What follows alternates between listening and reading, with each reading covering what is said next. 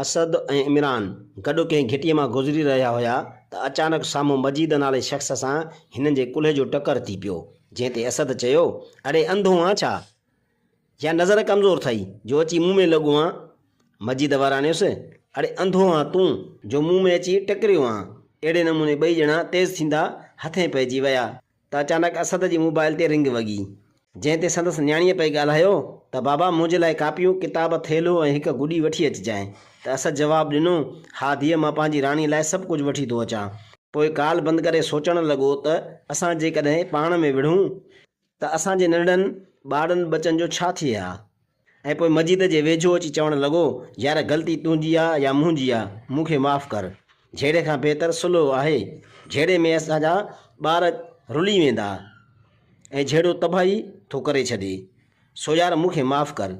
तंहिं ते मजीद चयो, हा यार सच थो चवीं, झेड़े में कुझु बि न आहे, झेड़ो वाक़ई तबाही आहे।